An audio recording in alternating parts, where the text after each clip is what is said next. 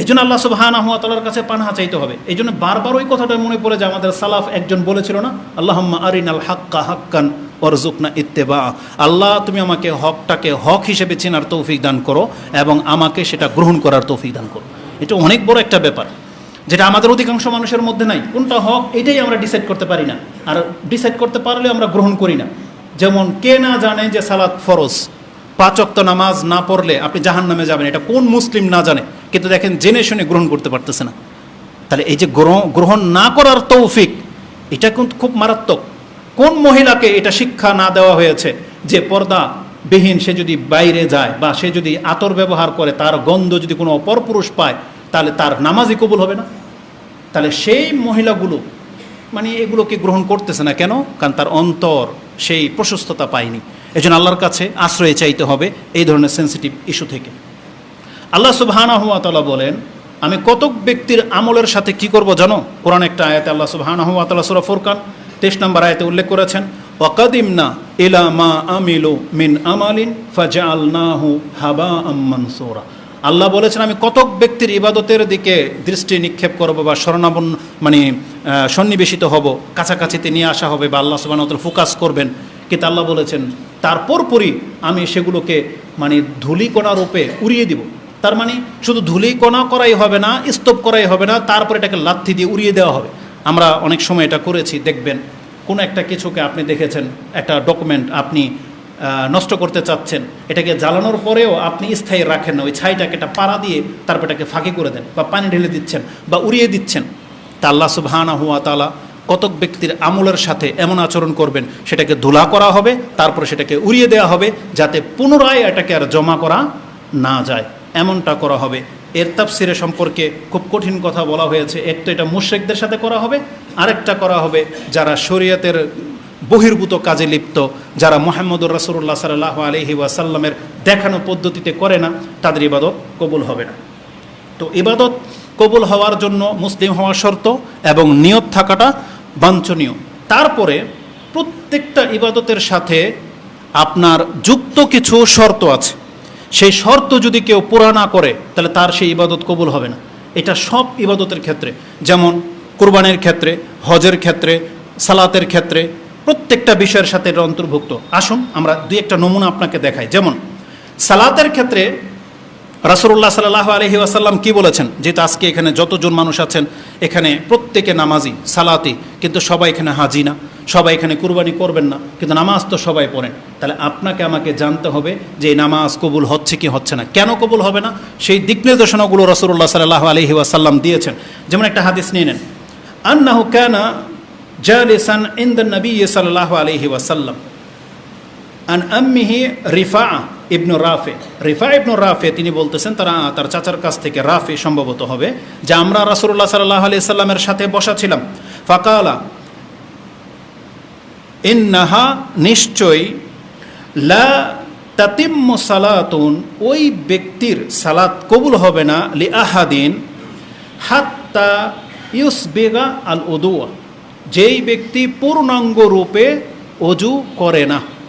যেই ব্যক্তি পূর্ণাঙ্গ রূপে অজু করে না, এই ব্যক্তির নামাজ কবুল হবে না। কামা আমারাহুল্লাহু তাআলা, আল্লাহ যেভাবে বলেছেন সেইভাবে যদি কোনো ব্যক্তি পূর্ণাঙ্গ অজু না করে, তাহলে তার নামাজ কবুল হবে না। এজন্য আমরা যারা সালাত পড়ি, তাহলে প্রথম গুরুত্বপূর্ণ বিষয় হচ্ছে আমাদের অজু কি ঠিকমতো হচ্ছে কি হচ্ছে না সেটাকে খেয়াল করা। অনেকে অনেক পানি ঢালেন, শাওয়ার ছেড়ে দিয়েছেন, কল পানি ঝরতেছে, কিন্তু আপনার কনির এক টুকরা শুকনা, পায়ের গোড়ালির ওই যেখানে গর্ত হয়ে আছে এই জায়গাটা অনেকের শুকনা থেকে যায়। এই যে কনির বিশেষ করে এই অংশটা অনেকেরই শুকনা থেকে যায়। আমরা আমাদের বাচ্চাদেরকে মাঝে মাঝে ফলো করি। তো এই জন্য বড়রা এটাকে খুব সূক্ষ্মের সাথে আপনি লক্ষ্য করবেন। কারণ রাসূলুল্লাহ সাল্লাল্লাহু আলাইহি ওয়াসাল্লাম দূর থেকে দেখেছিলেন একজন ব্যক্তির পায়ের গোড়ালি চমকাচ্ছে, মানে ওই জায়গায় পানি পৌঁছে নাই, এটা রাসূলুল্লাহ সাল্লাল্লাহু আলাইহি ওয়াসাল্লাম দূর থেকে দেখতে পেয়েছেন যে এই জায়গাটা শুকনা। তখন বলছেন, ওয়াইলুল লিল আকাবি মিনান নার, ওই গোড়াওয়ালা জাহান্নামে যাবে যেই গোড়াতে পানি পৌঁছেনি। তার মানে অজুতে আপনাকে পূর্ণাঙ্গ রূপে অজু করতে হবে, না হয়তো আপনার সালাত কবুল হবে না। এটা ইমাম ইবনে মাজার ভাষা 460 নম্বরে আপনি পেয়ে যাবেন। এবং রাসূলুল্লাহ সাল্লাল্লাহু আলাইহি ওয়াসাল্লাম ওই ব্যক্তিদেরকে সতর্ক করেছেন। আনাবি মাসউদিন আল বদরি ক্বালা রাসূলুল্লাহ সাল্লাল্লাহু আলাইহি ওয়াসাল্লাম লা তুজজিউ সালাতুর রাজুল ওই ব্যক্তির নামাজ যথেষ্ট হবে না, ওই ব্যক্তির নামাজ জায়েজ হবে না। হাত্তা ইউকিমা জাহারাহু ফি রুকুই ওয়া সুজুদ, যেই ব্যক্তি নামাজে রুকু এবং সিজদার ক্ষেত্রে তার পিঠকে ঠিক না করে, তার মানে রুকুর ক্ষেত্রে তার পিঠ যেমন দিক নির্দেশনা আসছে এমন করে না, সেজদার ক্ষেত্রে যেই অঙ্গগুলোর উপরে তাকে সেজদা করতে বলা হয়েছে সেইভাবে সেজদা করে না, ওই ব্যক্তির নামাজ কবুল হবে না। আরেকটা ভাষা রয়েছে ফিহা সুলবাহু ফি রুকুই ওয়া সুজুদ, সে তার পিঠকে সোজা করে না, রুকু এবং সেজদার ক্ষেত্রে সে শিথিল, সে উদাসীন, এই ধরনের ব্যক্তির নামাজ কবুল হবে না। আজকে আমাদের মহিলাদেরকে ভুল শিক্ষা দেওয়া হয়েছে, তারা বলতেছে যে পুরুষের চাইতে তাদের নামাজ ভিন্ন। কেমন ভিন্ন? এই ভিন্নতা দেখাইতে গিয়ে আমরা যেভাবে হাতকে একটু প্রসারিত করে সাজদা করি, তাদেরকে শেখানো হয়েছে একবারে জড়সড়ো করে একবারে মাটির সাথে লেগে গিয়ে সাজদা করতে হবে, অথচ এটা ডাইরেক্ট হাদিসের খেলাফ। হাদিসের মধ্যে রয়েছে রাসূলুল্লাহ সাল্লাল্লাহু আলাইহি ওয়াসাল্লাম কুকুরের মতো সেজদাতে হাত বিছাতে নিষেধ করেছেন। তার মানে সেজদাতে 7টা অঙ্গ 7টা জায়গা থেকে পৃথক থাকবে। কি? এই হাতের এই বাহু থেকে পৃথক থাকবে, এই বাহু এই পাঁজর থেকে পৃথক থাকবে, পায়ের মানে গোড়ালি রান থেকে পৃথক থাকবে, রান পেট থেকে পৃথক থাকবে, পেট রান থেকে পৃথক থাকবে। তার মানে প্রত্যেকটা জোড়া আলাদা আলাদা হবে। হাত থাকবে এভাবে ফাঁকা অ্যাঙ্গেল, পাগুলো খাড়া থাকবে রান থেকে পৃথক, এবং পাছা উপর দিকে তুলে থাকবে, পেট যেন পাঁজরের সাথে না লাগে। এইভাবে রাসূলুল্লাহ সাল্লাল্লাহু আলাইহি সাল্লাম সেজদা করতে আমাদেরকে শিখিয়েছেন। কিন্তু মহিলারা প্রথম জমিনে একবারে বসে তার হাত কুকুরের মতো বিছিয়ে দেয়, তারপর একবারে জড়সড়ো হয়ে সেজদা করে। তাদের মাযহাব নাকি তাদেরকে এটা শিক্ষা দিয়েছে। এটা ভুল শিক্ষা, আপনাকে পরিহার করতে হবে, কিন্তু হাদিসের খেলাফ। আল্লাহ সুবহানাহু ওয়া তাআলা আমাদেরকে বোঝার তৌফিক দান করুন। তো এইভাবে বলা হয়েছে বয়সপ্রাপ্ত মহিলা মানে যারা বালেগ হয়ে গেছেন ওই ধরনের মহিলার ওড়না ছাড়া সালাত কবুল হবে না। তার মানে ওড়না এতটা লম্বা হতে হবে যাতে তাদের মাথার এই কপাল চুল গজানোর জায়গা থেকে তার বক্ষ এবং দেহটা ঢেকে থাকে। যদি ওড়নাবিহীন কেউ নামাজ পড়ে, মানে তার বক্ষের কোনো কিছু যদি প্রকাশ পেয়ে যায়, এই অবস্থায় নামাজ হবে না, অবশ্যই তাকে লম্বা ওড়না ব্যবহার করতে হবে। তো এই যে বিষয়গুলো, আমি নামাজ সম্পর্কে কেন 2টা হাদিস উল্লেখ করলাম, এখানে আপনাকে ইঙ্গিত দিয়ে দিলাম যে ইবাদত করলেই শুধু হবে না, আল্লাহ কিন্তু ইঙ্গিত দিয়ে দিয়েছেন কতক ব্যক্তির ইবাদত কবুল হয়, কতক ব্যক্তির ইবাদত কবুল হয় না। আর ইবাদত কবুল হওয়াটা যে এত সেন্সিটিভ ব্যাপার, এইটাকে যেই ব্যক্তি গুরুত্ব না দিবেন তাহলে এই ব্যক্তির অবস্থা ওই ব্যক্তির মতো হবে। আল্লাহ বলেছেন ইয়াহসাবুনা আন্নাহুম আলা শাই, সে মনে করে যে আমি কিছু একটা মানে করতেছি নাজাতের জন্য, না, আপনি কিছুই করতেছেন না। এজন্য ইবাদত কবুল হওয়ার ব্যাপারটা অত্যন্ত গুরুত্বপূর্ণ। যেহেতু এখন হজ এবং কুমরার এই কোরবানির সিজন, আর এই সম্পর্কেই বক্তব্যটা, এই জন্য যারা কোরবানি করবেন আপনি দেখেন তো কোরবানিটা আল্লাহর জন্য কিনা, এটা আপনাকে ডিসাইড করতে হবে। আল্লাহর সন্তুষ্টির জন্য যদি কোরবানি হয়ে থাকে তাহলে শর্ত হলো আপনার টাকা হালাল হইতে হবে, তার আগের শর্ত আপনাকে মুসলিম হইতে হবে।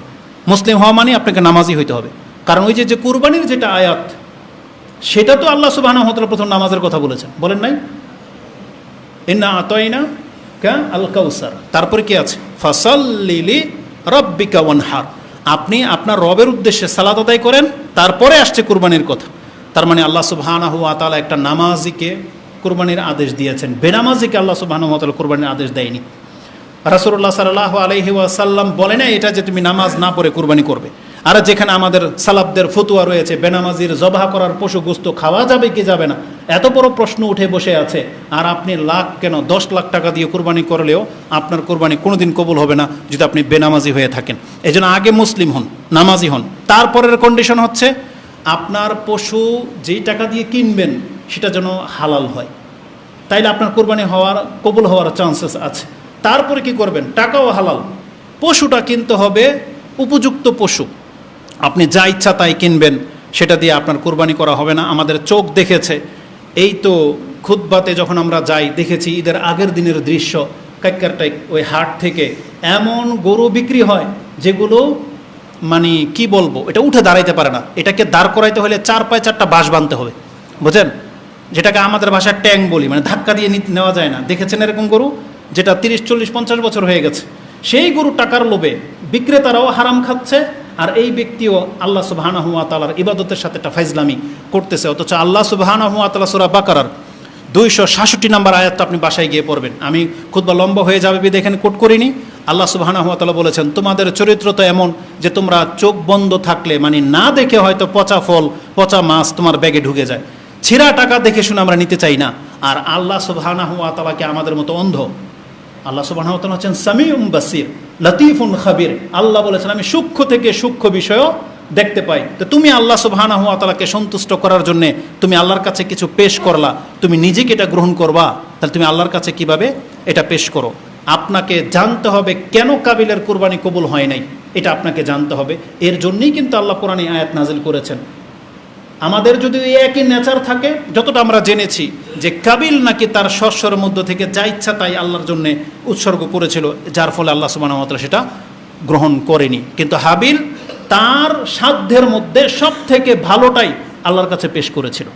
এটাই আমাদের বক্তব্যের মূল বিষয়। এই জন্য যে যেটা আল্লাহর জন্য করতেছেন, একজন সাহাবী সাহাল বা সাদ, তিনি তার ছেলেকে একটা কথা বলেছিলেন, তুমি যদি তোমার সবচেয়ে সম্মানিত কোনো ব্যক্তিকে কোনো উপঢৌকন গিফট করতে চাও, কি দেখে করবে? বলছে তার মান অনুযায়ী এবং আমার সাধ্যের সবচেয়ে চূড়া যেটা সেটা। তখন বলতেছে তাহলে যে কাজটা আল্লাহর জন্য করা হবে তাহলে সেটা বান্দার কিভাবে করা উচিত? এই জন্য আমি আল্লাহকে সন্তুষ্ট করার জন্য যদি করে থাকি, তাহলে আমাদের সর্বোচ্চটা আল্লাহ সুবহানাহু ওয়া তাআলার জন্য পেশ করতে হবে। আল্লাহর কাছে আমরা তৌফিক কামনা করতেছি।